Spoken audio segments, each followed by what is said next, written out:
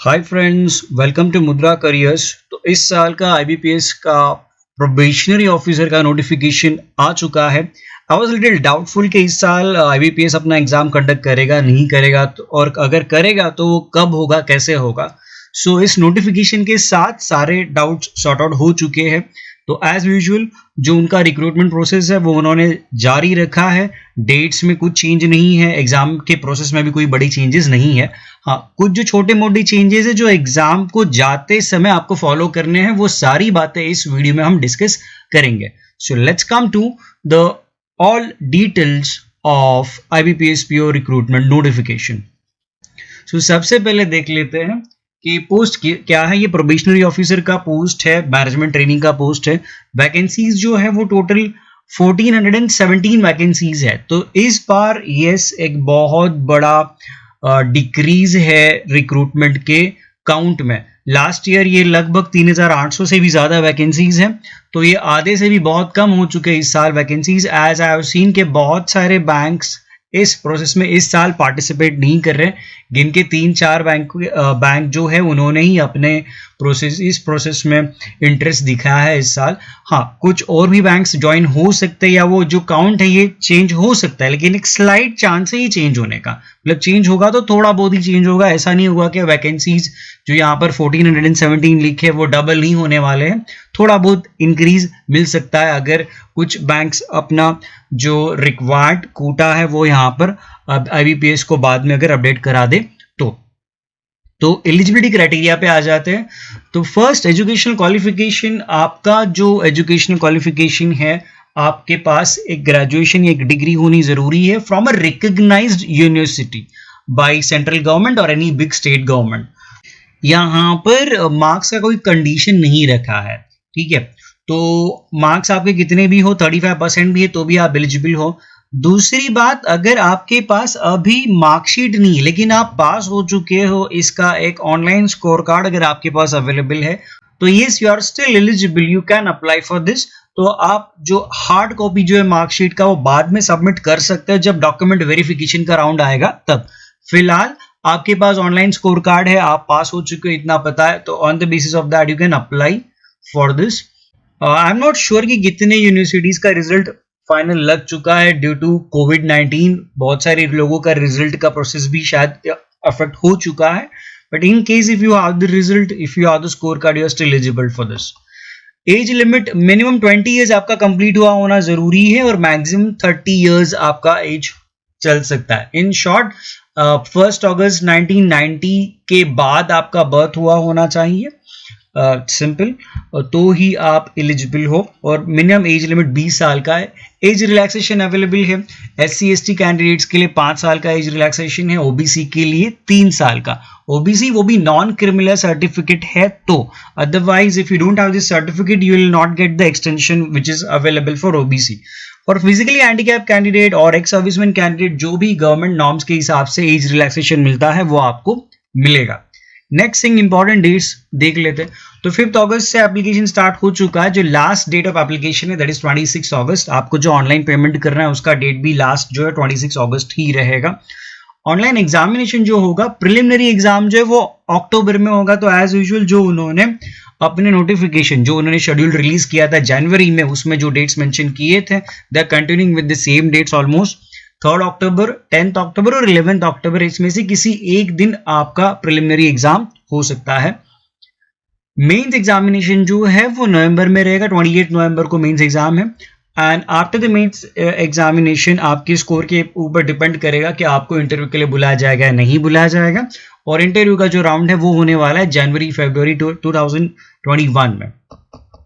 Application details देख लेते हैं। As we all know application process जो है वलास के बहुत सारे सालों से ऑनलाइन हो चुका है। Application fees for general and OBC candidate it's ₹850, for SC/ST और handicap candidate it's ₹175। Mode of payment online है। Official website ibps.in। जो ऑफिशियल नोटिफिकेशन है उसका लिंक हमने इस वीडियो के नीचे डिस्क्रिप्शन में भी शेयर किया है, और अगर आप ऑनलाइन डायरेक्टली अप्लाई करना चाहते हो तो कमेंट बॉक्स में डिस्क्रिप्शन में हमने एप्लीकेशन का लिंक भी शेयर किया है। एज पर as the application process is concerned, आपको अप्लाई करते समय क्या लगेगा, तो जिन्होंने इससे पहले भी कभी एग्जाम्स के लिए, गवर्नमेंट के एग्जाम्स के लिए खास करके अप्लाई किया है, उन्हें पता होगा। तो most common thing that we need is photograph. तो मैं फोटोग्राफ की जो डिटेल्स है वो डिस्कस नहीं कर रहा हूँ। फोटोग्राफ, आपका पासपोर्ट फोटोग्राफ और लेटेस्ट पासपोर्ट फोटोग्राफ का एक स्कैन होना जरूरी है, और उसी के साथ आपको एक थंब इम्प्रेशन भी लगेगा, एक हैंड रिटन डिक्लेरेशन भी लगेगा। तो इसकी सारी डिटेल्स यहाँ पर लिखे हुए हैं, आप देख सकते हो कि हैंड रिटन डिक्लेरेशन क्या है। मैंने मेरे ब्लॉग में भी वो मेंशन किया है, आप ब्लॉग में भी पढ़ सकते हो। तो ये हैंड रिटन डिक्लेरेशन रहेगा आई और उसके आगे नेम ऑफ द कैंडिडेट, जो आपका नाम लिखना है। तो for example I can write I Mandar Jarekar, hereby declare that all the information submitted by me in the application form is correct, true and valid. I will present the supporting documents as and when required. Signature लगेगा, signature scan का भी आप image आपको upload करना पड़ेगा यहाँ पर। तो उसका जो साइज है यहाँ पर मेंशन हुआ है, अगर ये रिक्वायर्ड साइज के अंदर नहीं है, मतलब 10 to 20 KB के बीच में अगर ये साइज नहीं, तो आपका सिग्नेचर स्कैन या फिर आपका फोटोग्राफ का भी स्कैन जो है वो अपलोड नहीं होगा। सो प्लीज चेक कि आपका जो साइज है फाइल का वो इतना है, और एक परमानेंटली जो भी आपका सिग्नेचर स्कैन और पासपोर्ट फोटोग्राफ का स्कैन है ना, आपके पास पेन ड्राइव में या ईमेल पे फोल्डर पे सेव करके रख देना। Selection process no big change. So we have first round of preliminary exam. Preliminary exam ये है आपके पास। तो 3 सेक्शंस है, English, quantitative aptitude and reasoning ability. You can see the marks allotted and the questions, number of questions in it. जो duration है, तो ये section wise time limit fix है, हर एक सेक्शन के लिए आपके पास 20 मिनट रहेंगे। टोटल 100 क्वेश्चंस 100 मिनट्स, 100 मार्क्स है। Total time is 60 minutes.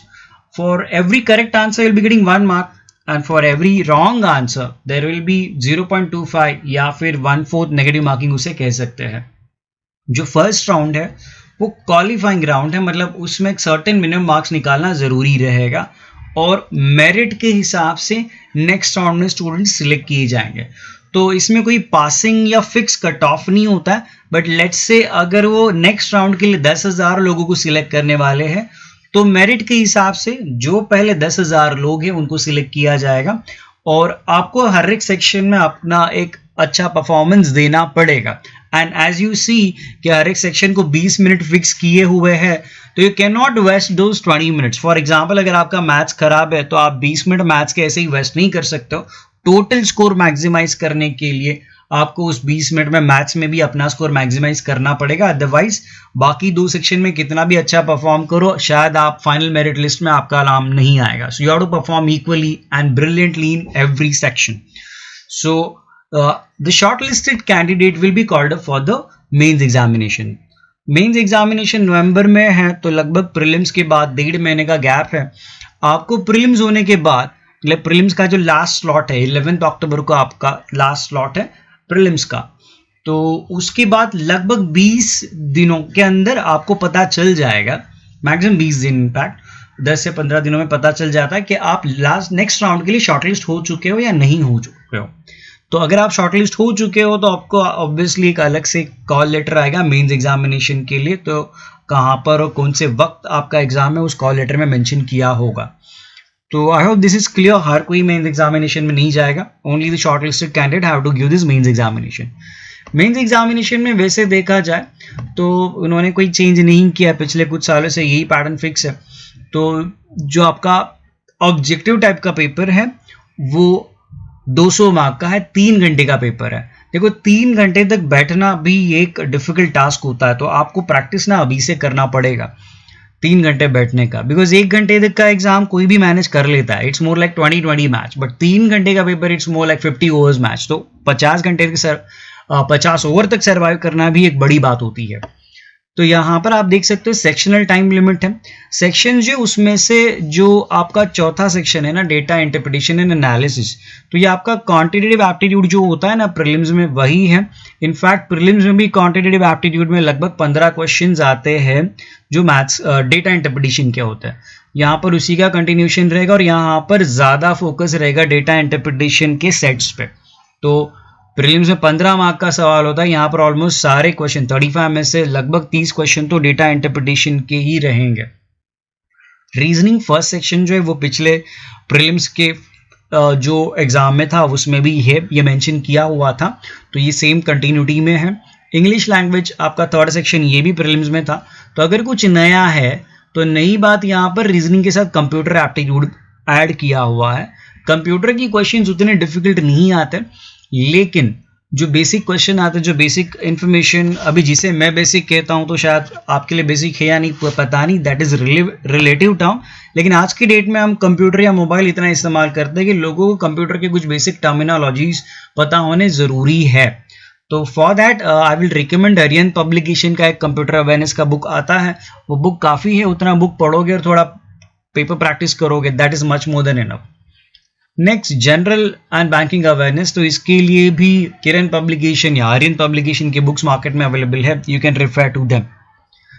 लेकिन सिर्फ बुक्स पढ़ना और बुक से प्रैक्टिस करना काफ़ी नहीं है, आपको फुल एंड टेस्ट प्रैक्टिस भी करनी पड़ेगी। तो प्रिपरेशन की बात मैं बाद में करूंगा। मेंस एग्जामिनेशन में ऑब्जेक्टिव पेपर 3 घंटे का है, उसके बाद में 30 मिनट का आपके पास डिस्क्रिप्टिव पेपर है। डिस्क्रिप्टिव पेपर है जहां पर इंग्लिश लैंग्वेज का ये डिस्क्रिप्टिव पेपर है, मतलब इंग्लिश लैंग्वेज में ही लिखना पड़ेगा। देखो बाकी के जो सेक्शंस है ना, उसमें आपको हिंदी लैंग्वेज में पेपर देने का ऑप्शन रहता है, except the English language paper. English language का पेपर छोड़ दिया या वो सेक्शन छोड़ दिया तो बाकी जो सब्जेक्ट है वो हिंदी में भी अवेलेबल होते हैं। आई रिकमेंड हिंदी के झंझट में मत पढ़ो, बहुत बार वो डिफिकल्ट होता है। अगर आपका स्कूलिंग और एंटायर एजुकेशन हिंदी से नहीं हुआ है तो हिंदी की झंझट में मत पढ़ो, ठीक है। बिकॉज इंग्लिश का सेक्शन जो है वो तो इंग्लिश में ही देना है, और यहाँ पर डिस्क्रिप्टिव सेक्शन जो यहाँ पर लिखा हुआ है ये भी इंग्लिश में आपको देना पड़ेगा। सो लेटर राइटिंग और एसे राइटिंग का पेपर होता है, तो 2 क्वेश्चन रहेंगे, एक एसे राइटिंग रहेगा और एक लेटर राइटिंग का क्वेश्चन रहेगा। जो भी टॉपिक है, लेटर कौन से टॉपिक पे लिखना है, वॉट एवर इज देयर, वो आपको उस क्वेश्चन में उस टाइम पे जो लिखा है वो पता चल जाएगा। तो वो एडवांस में नहीं पता चलेगा, एग्जाम के मौके पे पता चल जाएगा।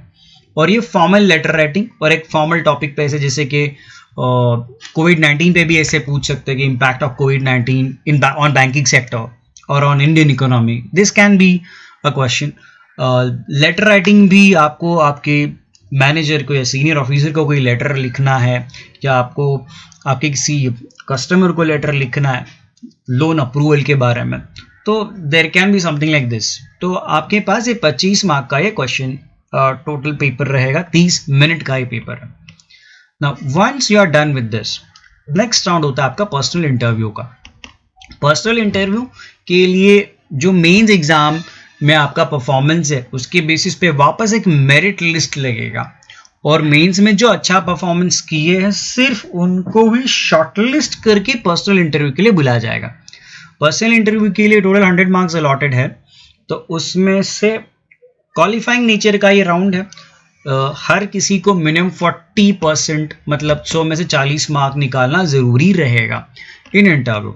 नाउ आफ्टर दिस जो फाइनल मेरिट लिस्ट लगेगा शॉर्टलिस्टेड कैंडिडेट्स का, उसमें आप देख सकते हो कि 80% वेटेज जो है वो मेंस एग्जाम को है, तो प्रिलिमिनरी एग्जाम का स्कोर कहीं पर काउंट नहीं होने वाला, और 20% वेटेज जो है ये इंटरव्यू को है।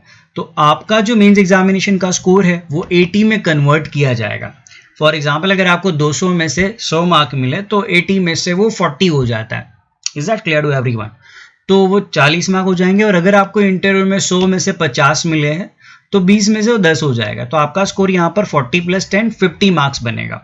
अब यू आर अंडरस्टैंडिंग दिस। और एनीवे ये जो इन्फॉर्मेशन है ऑफिशियली उनके वेबसाइट पे अवेलेबल किया जाता है बाद में, और आपका भी जो आप एग्जैक्ट स्कोर कार्ड है वो भी अवेलेबल किया जाता है। So there is a proper clarity in this.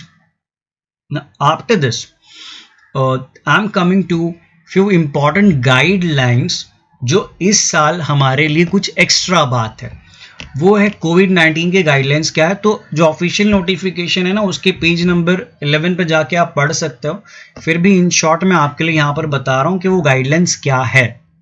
तो उन्होंने यहाँ पर क्लियरली कुछ मेंशन किया है कि जब आप एग्जामिनेशन हॉल में एंटर करोगे, आप क्या आपके पास आपको क्या कैरी करना अलाउड है। तो देखो मास्क तो कंपलसरी है, बाकी कैरी करना नहीं करना that is up to you, but mask is compulsory. आपको वाटर बॉटल या जो भी है वो हर किसी को अपना पर्सनल कैरी करना है।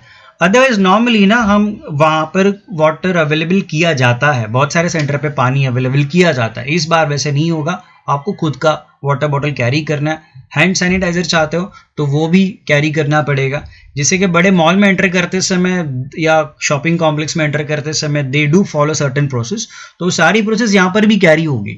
मतलब आपका टेम्परेचर चेक किया जाएगा, आपको हैंड सैनिटाइजर भी दिया जाएगा, लेकिन आपको खुद का हैंड सैनिटाइजर कैरी करोगे तो वो अच्छा रहेगा। और आपके जो भी रिलेवेंट डॉक्यूमेंट्स है वो कैरी करने, जैसे कि आपका एडमिट कार्ड, आपका आईडी प्रूफ एंड एवरीथिंग।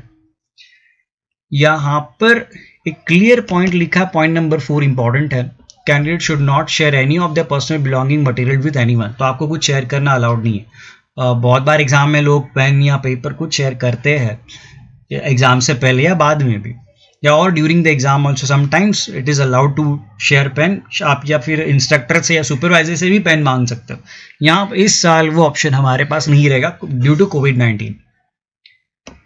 आपको एक डिस्टेंस मेंटेन करना पड़ेगा एग्जामिनेशन हॉल में, एग्जामिनेशन हॉल में एंटर करते समय और बाहर निकलते समय, ये सब कुछ यहाँ पर मेंशन किया है। ठीक है, अगर आप स्क्राइब आपके साथ लेके जा रहे हैं, स्क्राइब मतलब क्या होता है, जो हैंडीकैप कैंडिडेट होते हैं, खास करके विजुअली इंपेयर्ड कैंडिडेट्स होते हैं, तो दे डू कैरी स्क्राइब। और इन दैट केस जो भी रूल्स रेगुलेशन आपके लिए वो सारे स्क्राइब के लिए भी है। पॉइंट नंबर 8 बहुत इंपॉर्टेंट है, इसके बारे में आप भूल सकते हो। तो ऊपर के सारे पॉइंट्स तो वैसे भी नॉर्मली हम आजकल फॉलो करते हैं बिकॉज ऑफ कोरोना, लेकिन पॉइंट नंबर 8 इज मस्ट। आपको आरोग्य सेतु ऐप इंस्टॉल करना पड़ेगा और आपका स्टेटस मतलब कैंडिडेट्स का रिस्क फैक्टर वहाँ पर चेक किया जाएगा, सिक्योरिटी गार्ड वो चेक करेगा। और अगर वो हाई रिस्क फैक्टर में है तो फिर आपको एग्जामिनेशन हॉल में अलाउड नहीं किया जाएगा, या फिर वो उनका डिसीजन रहेगा। ठीक है, so this is something very very important. And obviously normal temperature होना ज़रूरी है। अगर आपका टेम्परेचर ज़्यादा है तो आपको एग्ज़ाम हॉल में एंट्री अलाउड नहीं रहेगी। In fact one more thing they have mention, अभी मुझे याद नहीं है कहाँ पर लिखा है, बट एक बात यहाँ पर उन्होंने मेंशन की थी ऑफिशियल नोटिफिकेशन में कि आपका जो रिपोर्टिंग एग्जाम का टाइम सबका सेम रहेगा। मतलब 10 बजे का एग्जाम है तो 10 बजे का ही एग्जाम रहेगा, लेकिन जो रिपोर्टिंग टाइम है वो हर किसी को अलग अलग आएगा। ठीक है, बिकॉज ऑफ कोविड-19, टू अवॉइड द गैदरिंग और क्राउडिंग अवॉइड करने के लिए उन्होंने हर किसी को अलग अलग रिपोर्टिंग टाइम वो मेल में कॉल लेटर में भेजने वाले, और आपको स्ट्रिक्टली उसी टाइम में जाना पड़ेगा। अदरवाइज नॉर्मली क्या होता है कि 10 बजे का एग्जाम है तो 9:15 का रिपोर्टिंग टाइम रहता है, तो 9:15 की रिपोर्टिंग टाइम 5, 10, 15 मिनट आगे पीछे हो जाता है, राइट। इस बार लेट अलाउड तो पक्का नहीं रहेगा और आपको आपका जो अलॉटेड टाइम है उसी टाइम पे जाना पड़ेगा। So there is a big chance कि आपको सेम सेंटर है, सेम एग्जाम टाइमिंग है, लेकिन आपको रिपोर्टिंग टाइम 9:15 हो सकता है, आपके दोस्त को 9:10 हो सकता है और किसी को 9 बजे का हो सकता है। सो you have to follow these guidelines of covid. Now I am coming back to my original blog. This is about the extra covid guidelines. अगर आप एग्जाम प्रिपरेशन के बारे में सोच रहे हो, आपको एक बेस्ट प्रिपरेशन करना है घर बैठे आपके मोबाइल से या आपके कंप्यूटर से, so we have our video courses available on our website, जो 60 घंटे से ज़्यादा का कंटेंट है और ये पूरा रिकॉर्डेड कंटेंट हम आपको अवेलेबल करवा के दे रहे हैं एक बहुत बड़े डिस्काउंटेड प्राइस में। I am sharing the link of my blog also below this video in the comment box and the description. So if you are interested you can go through it and you can buy it directly online, या उससे related अगर आपके कुछ doubts है, queries है, तो आप हमें हमारे ब्लॉग पे पूछ सकते हो या वीडियो के कमेंट बॉक्स में भी पूछ सकते हो। अगर आपको हमारा वीडियो पसंद आया, इन्फॉर्मेशन सही लगा है, अच्छा लगा है, तो इस वीडियो को लाइक करना, शेयर करना और हमारे चैनल को सब्सक्राइब करना मत भूलना। Bye bye.